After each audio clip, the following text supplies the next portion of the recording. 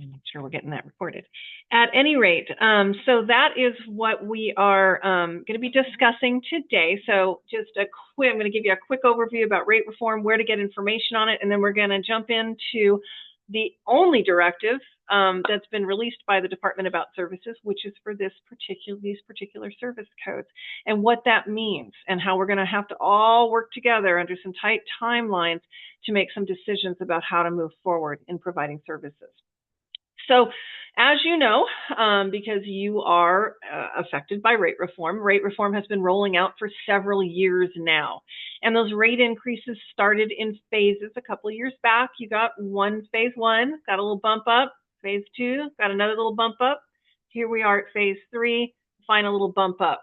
Okay, so what's different about phase three is besides getting that little bump up in your rate, there are some other activities that are happening. So first, let me start with that last little bump up that goes into effect January 1st. January 1st, there will be a rate increase. It will be the final phase rate increase. However, in order to make that rate increase whole, you must participate in the provider directory. Okay, so there's two parts to it. You must participate in the provider directory in order to have that rate increase made whole for most of our providers. So we're going to talk more about the provider directory at the end of the meeting. I'm hoping that's not news to you and you're already have submitted information and moving along on that. But we'll talk more about that at the end of the meeting.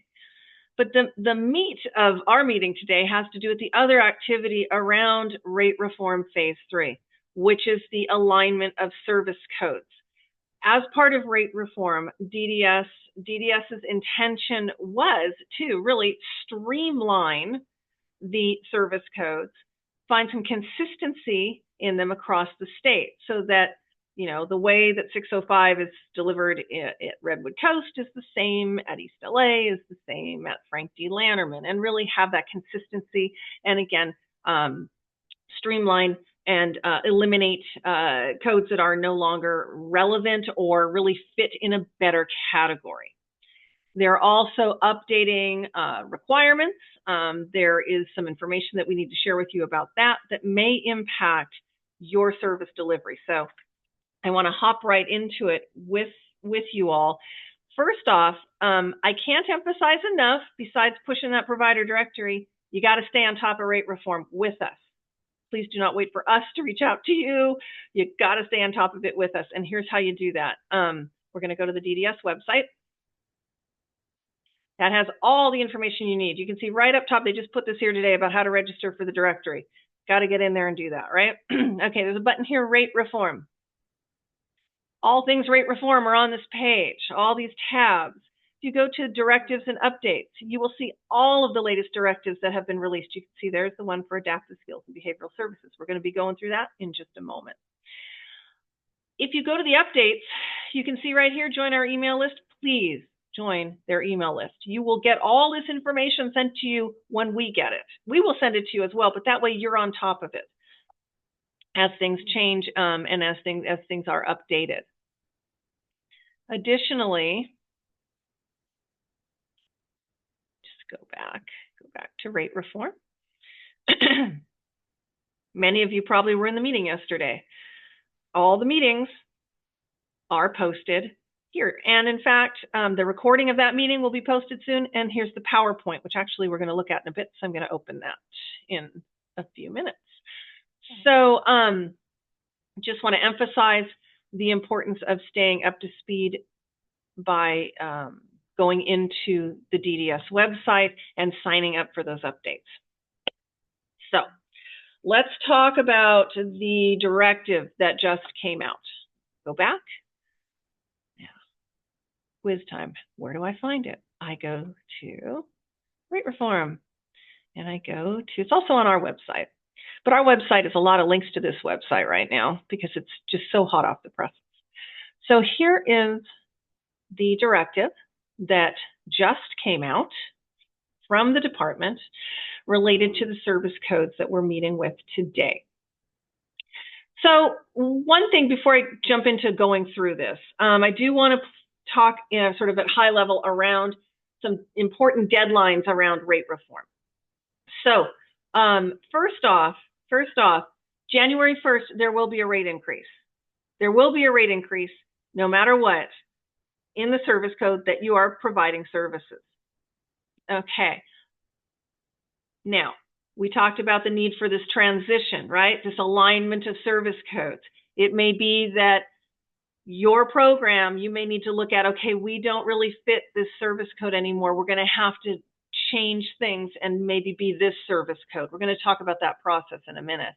That process of alignment and acknowledgement and moving forward with that new service code and its rate, corresponding rate, has to be in place by March 31st. That is a very tight timeline. By March 31st, that has to be completed. Then by the end of the calendar year, December 31st, 2025, that's when the IPPs and the IFSPs and the planning team decisions have to all be in place to ensure that those are in line with the services that are being provided, if there were any changes to the way those services were provided. It's important to keep all those numbers, those dates in your head, right? We got one looming. January 1st is the date for the rate increase. March 31st is the date to complete the alignment process and get the acknowledgement form in. We're going to talk about the acknowledgement form in a bit. And the end of the calendar year next year is when those IPPs have to be in alignment with the services that are being delivered. There's one more deadline we'll get to in a bit when we talk about the exemption process, but those three are the key I want you to keep in mind. Okay, so this is the directive that just came out. You may have been in the webinar yesterday where they did review it. And it does impact, again, all of these listed service codes. Okay, regional centers and service providers shall follow this directive to affirm which updated service description and staffing requirements most closely match the services actually being delivered. Okay, very important. Staffing requirements is a biggie with these particular service codes. The regional center will verify the rate for the service and subcode in the rate workbook. Reimbursement for services beginning January 2025 will be claimed using the provider's current service code, so the one you have now. So even if you think it's going to change, January 1st, it's okay. You're still going to get your rate increase based on your current service code. By March 31st, this is what I was explaining to you, the acknowledgement form, I'm going to show that to you in a bit, shall be completed by the regional center and provider to acknowledge the service description and requirements that will need to be met, the subcode, and the rates. Okay, we will look at attachment A in a bit. Okay, and then there's a link here. We're going to look at the rates in a bit as well. Okay, this goes into some very specifics in regards to if your rate is higher than the rate model, then you will be able to stay at that higher rate or be held harmless through June 30th of 2026. This is key. Individuals receiving services shouldn't experience any differences in how their services are delivered, where they're delivered from, or who they work with. Okay. This is that last deadline I was telling you about. By December 31st, the IFSPs and IPPs must be in alignment. So we're going to take a first look here at adaptive skills training, service code 605. Okay, so this is the service description, formerly known as adaptive skills trainer. These services enhance an individual's existing skills. I'm not going to read every single thing here, but you can see this lists the service description very specifically, right? There are some new things in here. The term specialty counseling, we don't have further information about what that means, but that's something new when we'll talk about that in a little bit. An individual for this service code must have a master's degree to be vendored and may hire individuals with a bachelor's degree to provide services. So to provide that service, they have to have a bachelor's degree. If you are in a situation where you have staff providing this service right now and they don't have a bachelor's degree, then we need to start looking at where do they land, because they don't land under, it doesn't land under this service code anymore. The adaptive skills professional designs and implements adaptive skills training plans. Okay, I won't read all of this. The adaptive skills training specialist designs and implements the plans under the supervision of the training professional providers must have a bachelor's degree, and then it lists the various providers, the various bachelor's degrees that are needed, as well as experience. So just as this kind of summarizes some of the new components, and as I said, you could see there was specialty counseling, some of the new services, helping folks with accessing technology, competency training. It does establish that specialist classification with the bachelor's degree and experience to staff qualifications.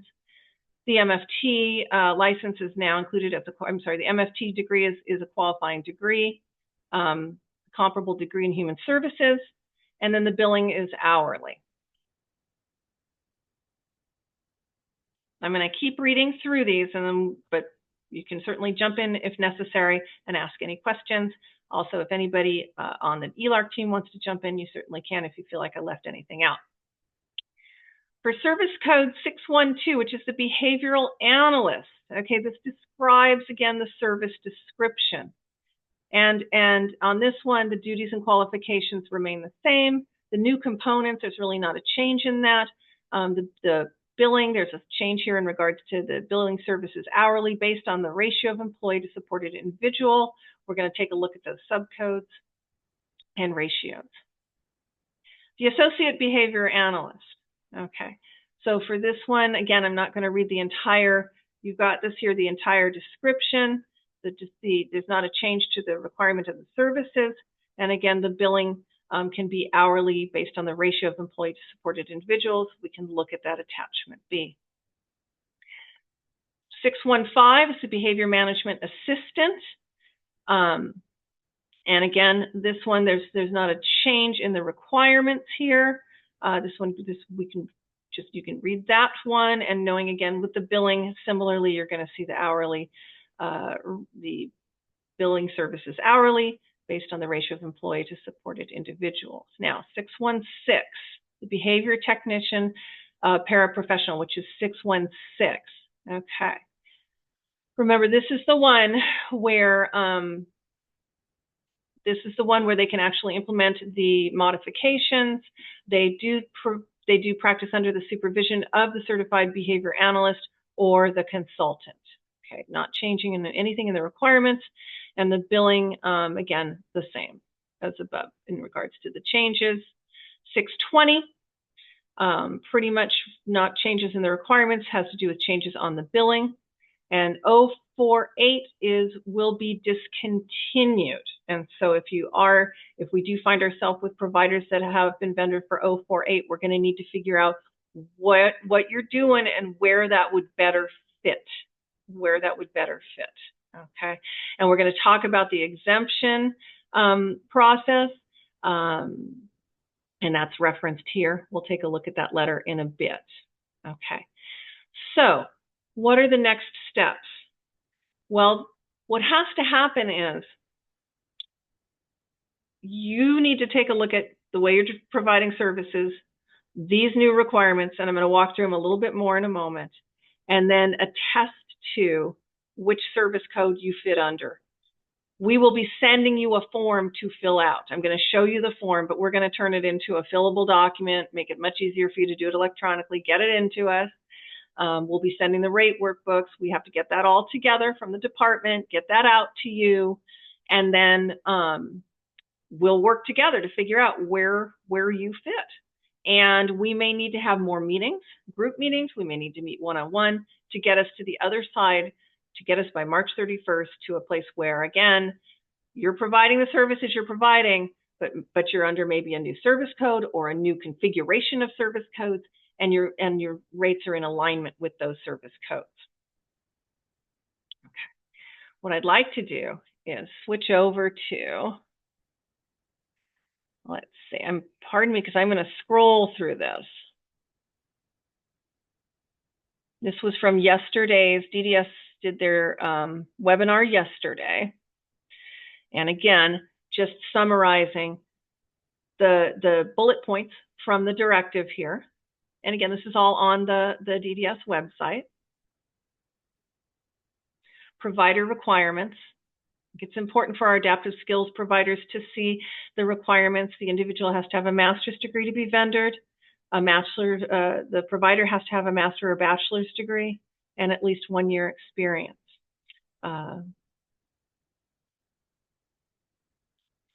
And then the other, I'm not going to go through each one of these, but I wanted to make sure we looked at the AST in particular. Now, let's go back here, enclosure A. This is the attestation form. And again, you're going to see it with our letterhead on it. It'll come electronically. You'll be able to fill it out. And what I'm going to scroll to the bottom of it, it actually will be provided. What you're going to be attesting to is you're going to take a look at the information contained in the rate reform workbook enclosed. So we have to get that. We have to get that, and then we have to get that out to you.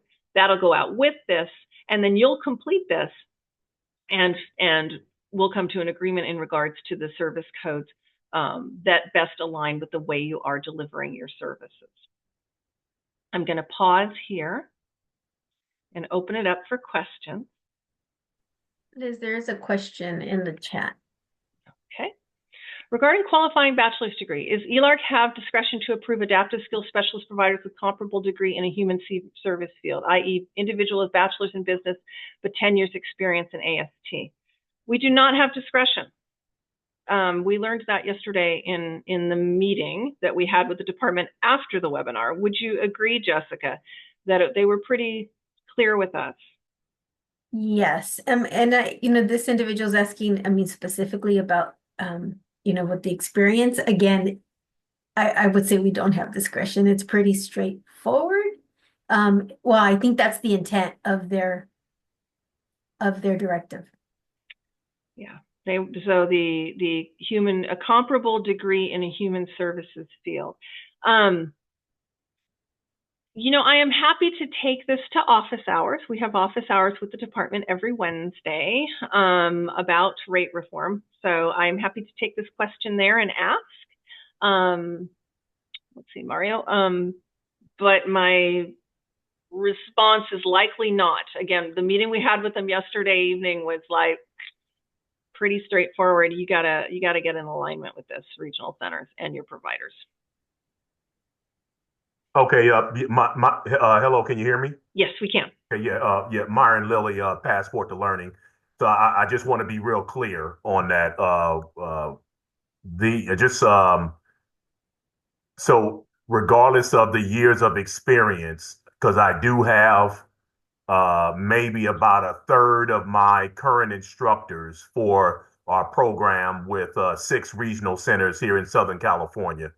And maybe about a third of them do not have the bachelor level education, but they do have. So am I hearing you that those individuals would not be able to participate in this program at this juncture or provide services? Yeah, that was our question to the department as well. Is there any way to grandfather in folks that have had years of experience? Yeah, because some of them, like you mentioned, they can't be under 605. Now, what you can do is look at what could they be under? Could they potentially be under that paraprofessional 616?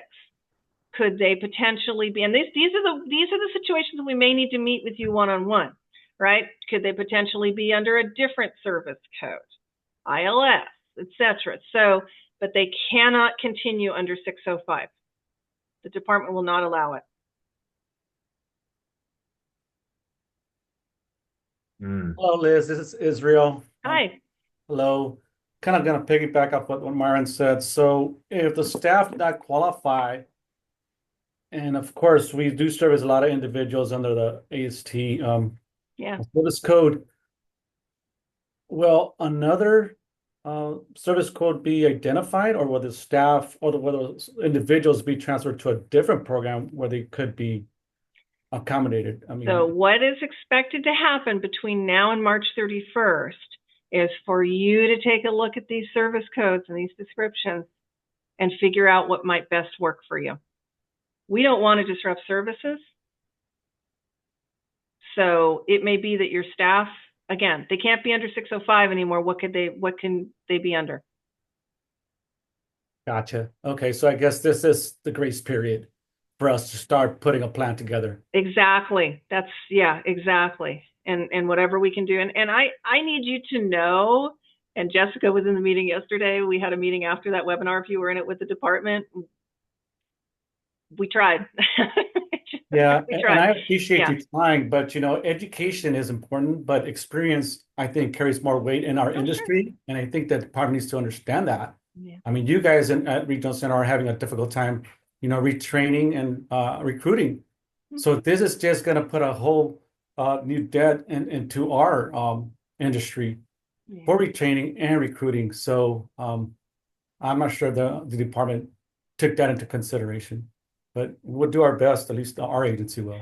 And we will help you through the process. What we want to do, because it's so much to take on, and as I've been saying, we have at least 10 of these meetings, and so many of you in different service codes, whether it's transportation, everybody's going through all these changes, and we are here to support you through that.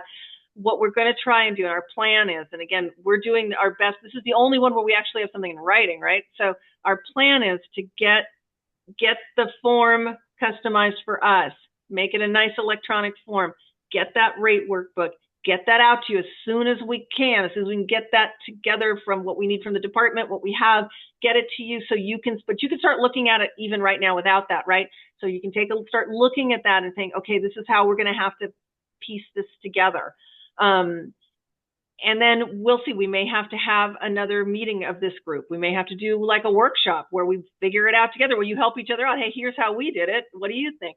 And then it may come down to one-on-one where we just have to meet with you and figure that out. But it's going to have to happen, yeah, by March 31st. Doris, would you like to go ahead, Israel, sorry. No, thank you for that, Liz. Oh, sure, absolutely. Would you like to go into the rate models and elaborate a little more on what I've said? Sure. Thanks. Let me I'm going to start putting things in the chat, by the way. All sorts of important links for y'all. All right, great. All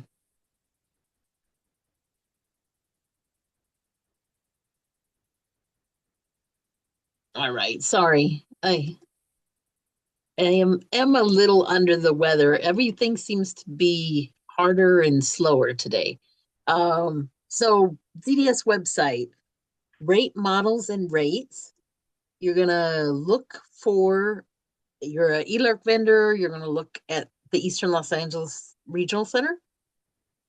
The complete rate models I'm not going to go into, but if you go in there and you look for a service, you can see how they built that rate, what assumptions were made about paying the staff, and what the expenses, how many staff does one supervisor supervise. Those are all assumptions that were made. It gives some clues into how they're thinking about the services. I'm going to go into the rates only. I have it open over here as an Excel spreadsheet. And as Liz said, these rates represent 100%, but the 100% is made up of the base rate, which is 90%. There's 10% that is a quality incentive payment. You'll get a one-time quality incentive payment for meeting the deadline and on the service provider directory. And then that service provider directory participation will be enough for the QIP through June 30th of 2026. And so really important to do that timely. If you do, you'll get the full rate as shown here in D.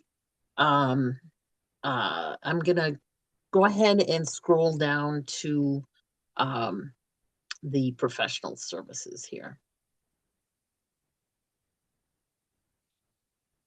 So these are the options. If you're running an adaptive skills group that is 1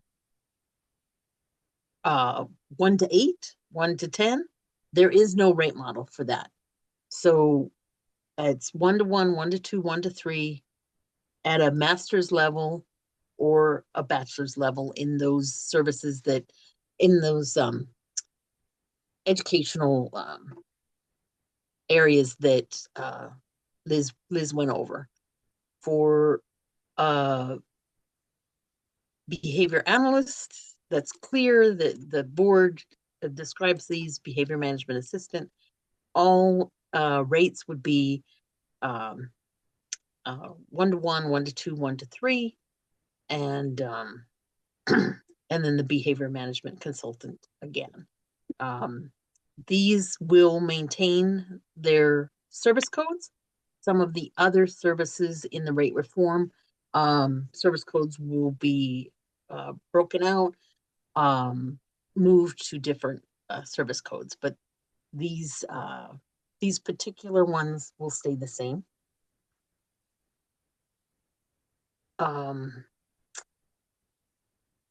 Any questions on the available services so far? I'm going to stop my share. All right, and then keep in mind that not all services were included in the rate reform, and so that grid that I just showed you is not all inclusive of all of the types of services that are allowed.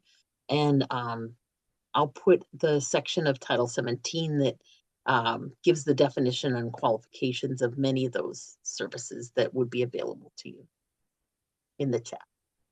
Okay, thanks, Doris. I see something in the chat. Caesar, will the department allow to have current AST for those staff who do have bachelor's degrees and create new program that is similar to AST, but those staff that do not have bachelor's degree? Not sure I understand the question. Let me do my best there. So certainly if there is if you're looking at a new program, the department's not creating new service codes that we know of. Let me put it that way, if that's what your question is. Will the department allow to have current AST for those staff that do have bachelor's degrees? Okay, so if staff have a bachelor's degree, then they can be providing it under 605, the service as we defined. The staff that don't have a bachelor's degree would not be able to do 605 AST. It would need to be something else. We don't have any other information other than that. I think I answered your question to the best of my ability there. The other question about this is, yes, we are recording this because we will be posting these on our website. They should be up next week, all of these meetings. Any other questions?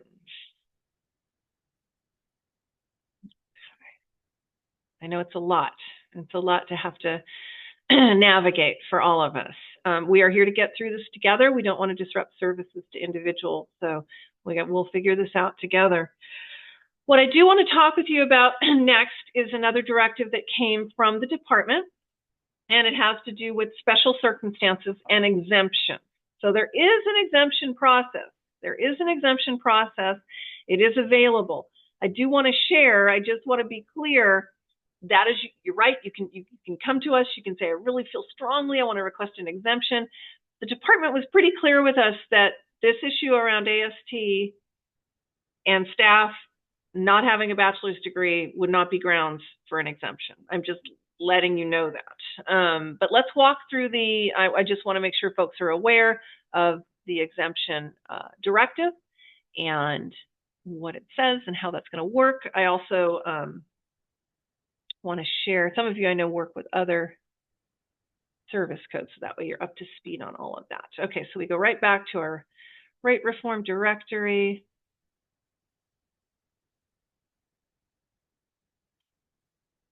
Special circumstances. I'm going to go back and get ahead of myself here and open enclosure A as well. Okay, all right. So a couple weeks ago, this was the first directive released by the department. The first part of this directive goes over what I had explained earlier in regards to the time frames.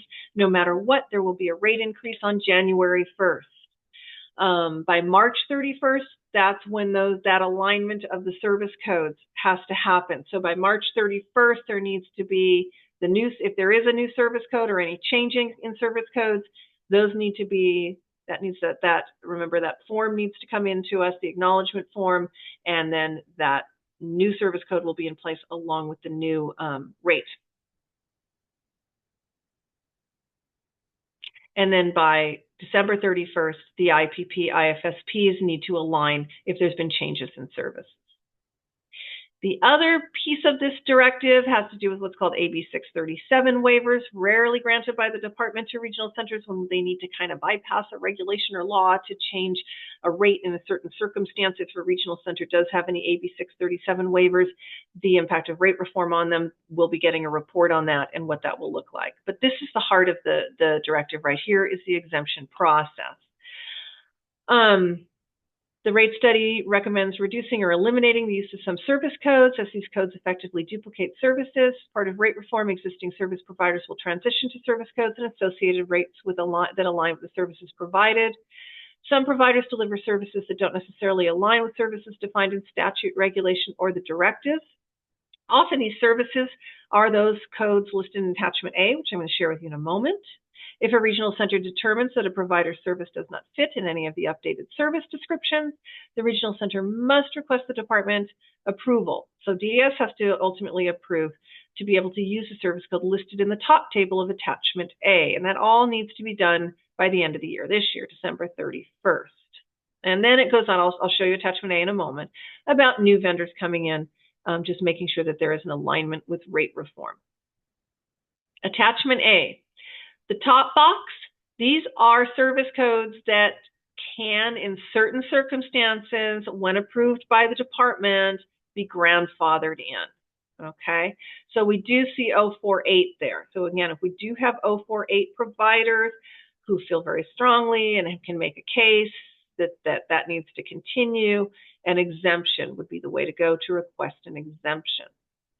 Codes that are definitely going away and can no longer be used include the ones listed here. Just wanted to make sure we were familiar with that. I realized as well, I'm going to take a step back, that I did not, on our adaptive skills directive, show enclosure B. And enclosure B, I mean, to some degree, Doris, when she shared the rate table, shared some information, but just wanted to show, this shows the billing units, how that'll work, and the various subcodes that will be used. I just wanted to make sure that I did share that and was true to my word. Okay, I'm going to come back to everybody. Given you a lot of information. I know it's a lot to take in. We are here to support you through the process. Does anybody have any questions on this at this point before we move on to the provider directory? Liz, really quickly, just to Yes. clarify, I'm sorry. No, it's good. The exemption has to be submitted by the end of the year. Is that clear? Yes, it does. Yes, it does. Gotcha. Okay. And we don't have the form yet. There's a reference to a form. Yeah, the department has, it references a form, but we don't have it yet from them. Any So- idea when you guys will get that? No, the department will let us know. So let me show you what it says, because it's kind of funny. Well, it's not funny, but it's typical. So the department does reference here, the bottom. Okay, requests for existing providers must be submitted using the form provided by the department. A link to the online form will be provided under separate cover to each regional center. We have not received that yet. They have not advised us. But if you look at, just to prepare though, to prepare enclosure B under special circumstances, this kind of shows you what they're going to ask, the information they're going to ask. So at least this could be, you could kind of start to craft, if you're thinking about an exemption, answering these questions and looking at this. So, but we don't have the form yet. Now, have parents have been of these programs been notified that their loved ones might be misplaced or possibly cancellation of So services? it is the because they can- intent, and you read it in the directive and all over rate reform, that services will not be disrupted. It is the intent that services will not be disrupted. So what the department wants to see is this sort of behind the scenes realignment, right, with the appropriate service codes during this time. Thank you, Liz. You're welcome. Any other questions? Yeah, I have a They're question. good questions, Israel. This is Mario. Yes. I was in a meeting yesterday with DDS, and it seems like, correct me if I'm wrong, that in the time period the rate reform takes place January 1st to March 31st, there will be two separate rates.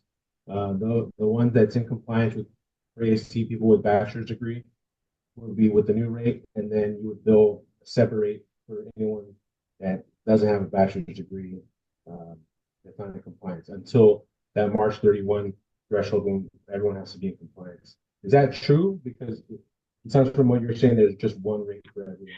So you kind of went in and out there, Mario, but I think I heard you. So what happens January 1st? It is in statute, it's in law. The January 1st, our providers have to get that rate increase. So if you're providing services right now, you're providing 605 AST, you have staff that do not have bachelor's degrees. Okay. And you're still working on this transition, where house is going to do, I can't have this together till March. That's okay. January 1st, you will get a rate increase for your 605, how you're providing it now. By the 31st, there needs to be an alignment, and that new rate, corresponding rate, will go into effect. Now, if there's providers that say, okay, I can get this done right now, right? They get it done like January 15th. They've got their acknowledgement form in. They've changed it. They're ready to go. They may get that rate earlier. But the deadline is March 31st. Thank you. You're welcome. You're welcome.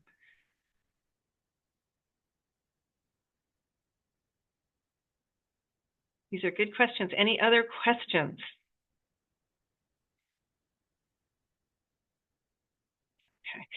Okay, well, I'd like to, first of all, share the good news that Community Services has grown a little bit. We've added a supervisor and a unit, Monique Perez. You may know Monique.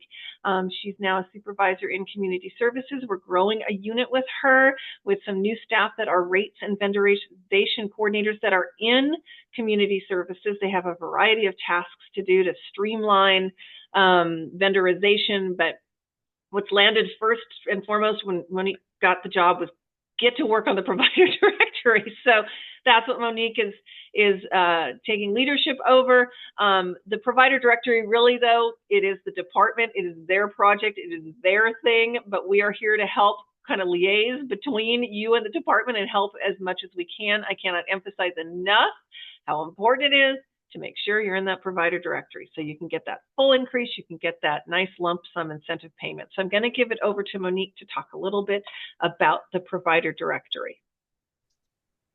Thank you, Liz. My name is Monique Perez. I am the supervisor in Community Services Unit number 3. As Liz mentioned, my unit is working with, and I am overseeing the service provider directory at our regional center. This may be repetitive for some of you who were here for the meeting just before, but I wanted to share a couple of links that might be important to you. I shared in just the previous meeting that there was new information that I received this morning after trying to assist a couple of providers, and I wanted to share that in the chat just in case that might be helpful to you. I am available if you have any questions, if you've already submitted your information. I'm also going to include my contact information if you wanted to reach out to me directly.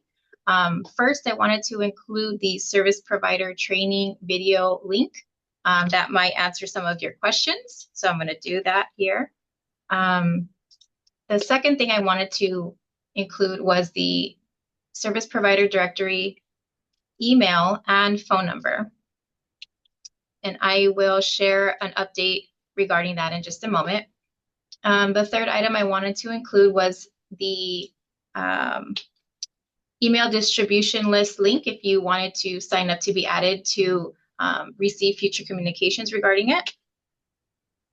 And that's from the department. What I wanted to share about the email was that the department now has an automatic response when you send them an email at that provider directory at dds.ca.gov. Here's a part of it. I tried including the whole thing last time and it was just too large. It addresses a couple of things to troubleshoot if you were reaching out for a certain reason. For example, if you cannot locate the registration email invitation, it provides the email address that you should be looking out for in case you were looking for something. It tells you to check your spam, your junk mail. And then there is another part.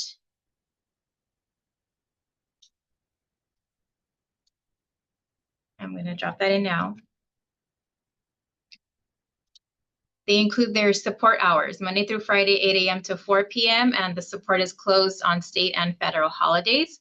But if it is another issue, if you can, it says, please provide as much detail as possible about your issue and include your vendor name, all vendor numbers that report to your organization, and an email and contact person. So that's something new that they are starting to include, probably because they are getting a lot of people contacting that email address. Another update that I received is that there is a new deadline, and that is the November 29th, 2024. I included that. I received clarification earlier today that that is for verifying. So, sorry, I'm scrolling and toggling between a couple of screens here. I did have one provider who had a question, and this was the response.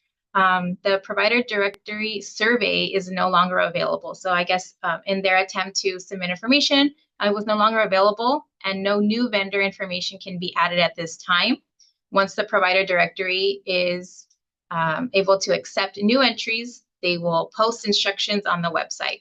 But there is a button to start the process there. So I think Liz had pulled up the DDS website, and immediately across the banner, there is the information for the provider directory to begin that process.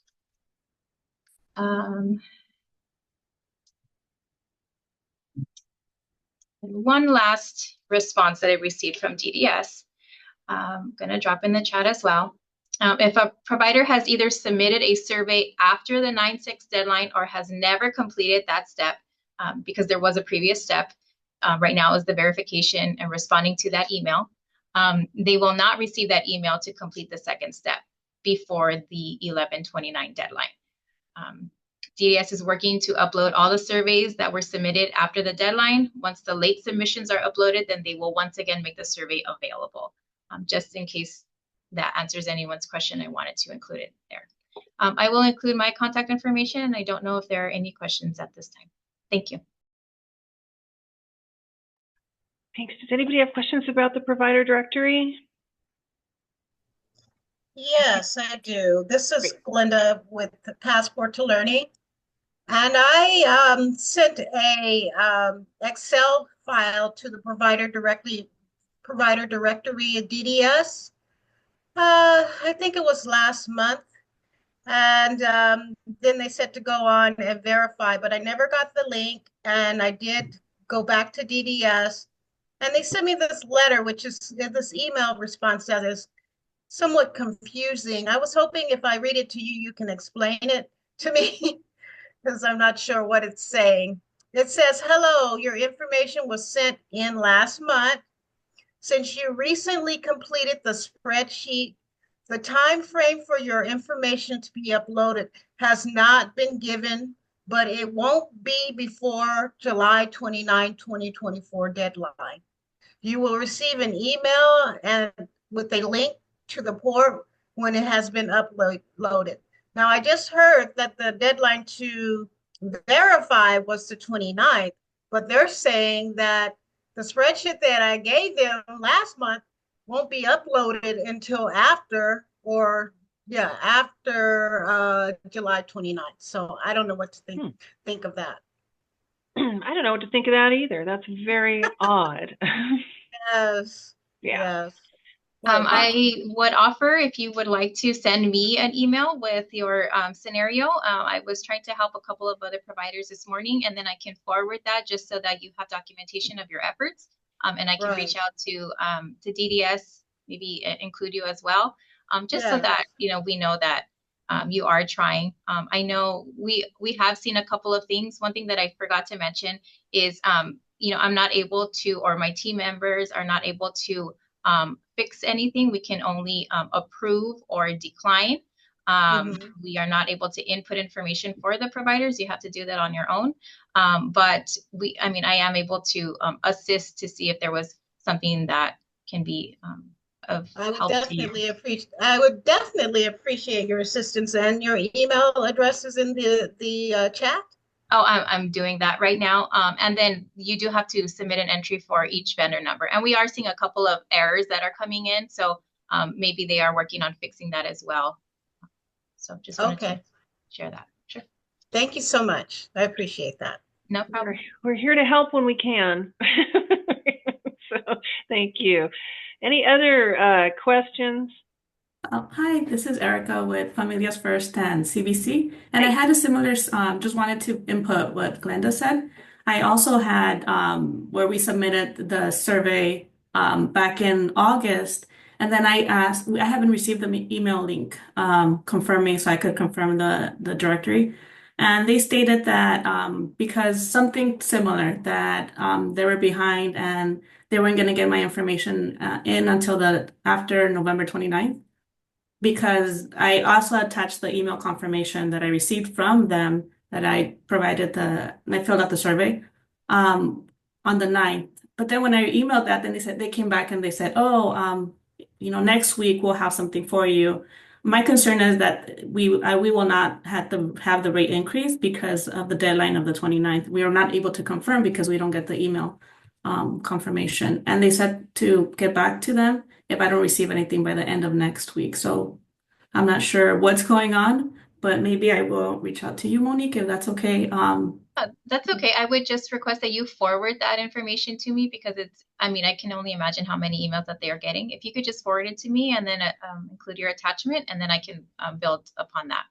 So that would be helpful to me. Thank you.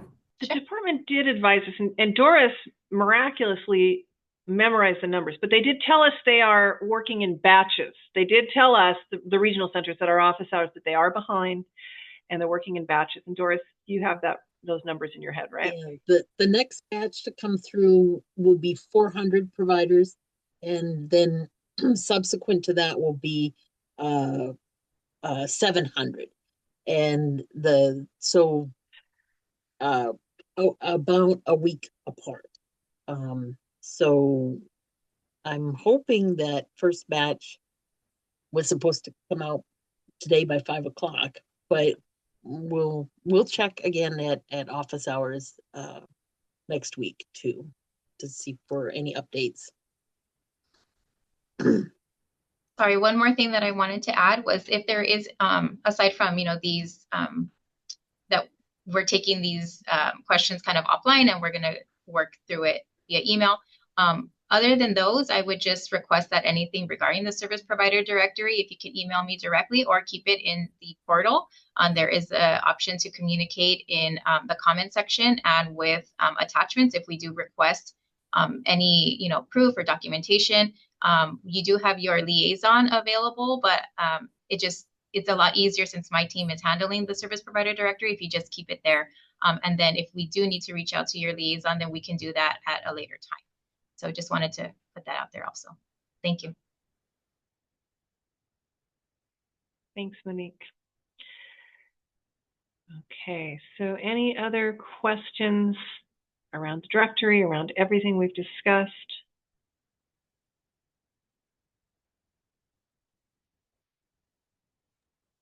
Yes, I know I can't change anything, but I just want to just make this comment here. Sure.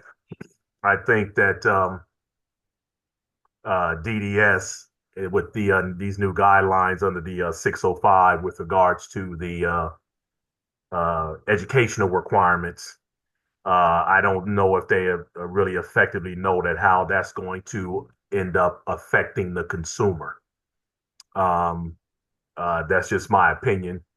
I have some I have, again, a third of my instructors, unfortunately, well, I should say unfortunately, but they don't have, you know, their AA level.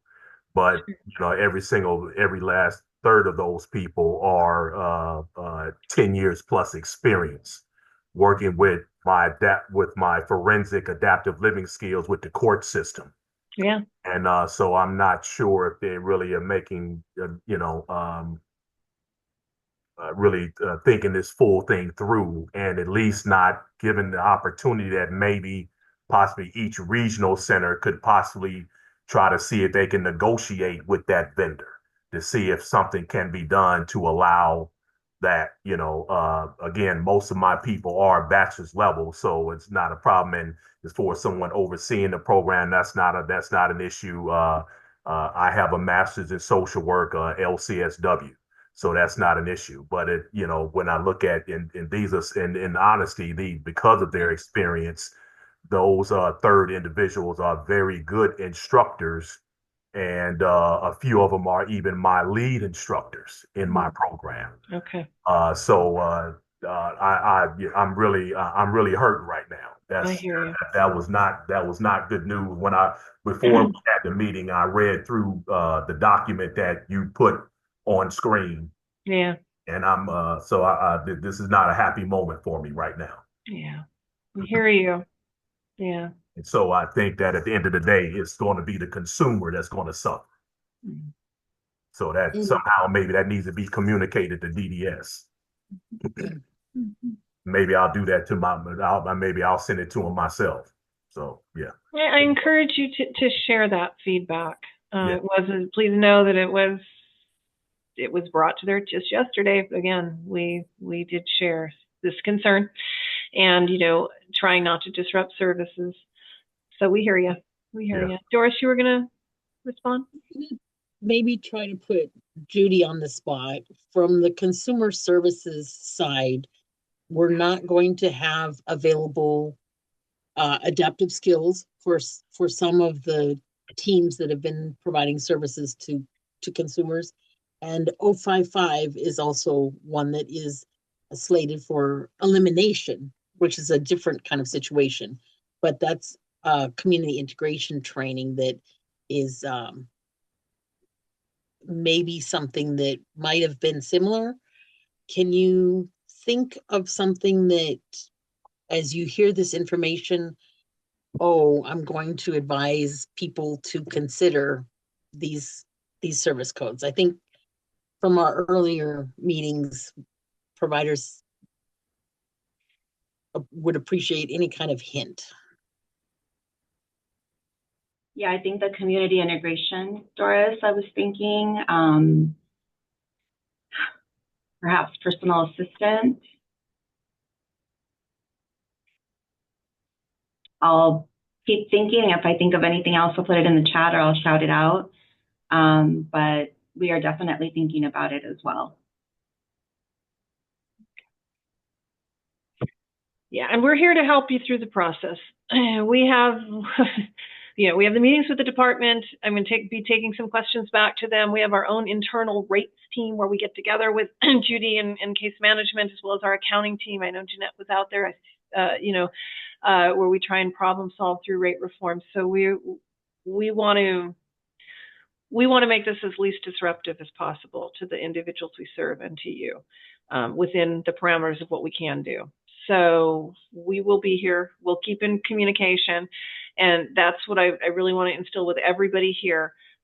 Please keep checking the website, keep reading those emails that come from me. I know I'm probably bombarding you, getting annoyed with all the emails from ELARC, but we just want to get the information to you. If we have to have another meeting, we will. We will have group meetings. We will have one-on-one meetings, whatever it takes to get us through, so that we are at a place by March where we're in alignment with what is expected of us. And I just wanted to add and to mention, if you are working with other regional centers, which I only imagine that many of you are, you're going to hear the same message across, because, in this meeting that Liz was referring to, they were hearing it from probably all of the Southern California regional centers, and even some Northern. And it was kind of like, okay, well, we hear you. But so just know, and, you can definitely, I would encourage, like Liz says, encourage to send it to DDS directly, because they're hearing it from us. but there's nothing like hearing it directly from the vendors. And eventually they're going to hear it from the families. I think so too. Yeah, eventually. Yeah. One more comment that pivots towards the ABA side, the behavior intervention. So the department is also very clear, and the directive is clear that that we should be paying according to the staff qualifications. So if you have associate behavior analysts, if you have paraprofessionals, that would be something that we would want to align as well and add those services and subcodes. So for those, if you could email Carla Garcia with a CC to me, we'll each put our contacts in. If you want to have some kind of discussions about the alignments, if you think you have no concern, it's clear where you're going to align, then you don't need to connect with us. It may be all hands on deck. You may get a response from somebody else on the ELARC team in order to get all of these processed. Thanks. Thank you, Doris. Well, thank you for participating in our meeting, and thank you for all you do for the individuals that we mutually serve. We know there's a lot of above and beyond that goes on in this work, and it is appreciated. We'll get through this, we'll figure it out, and we'll work together on it. So again, just thank you so much, and thank you for your time, and have a good weekend, everybody. Take care. Thank you.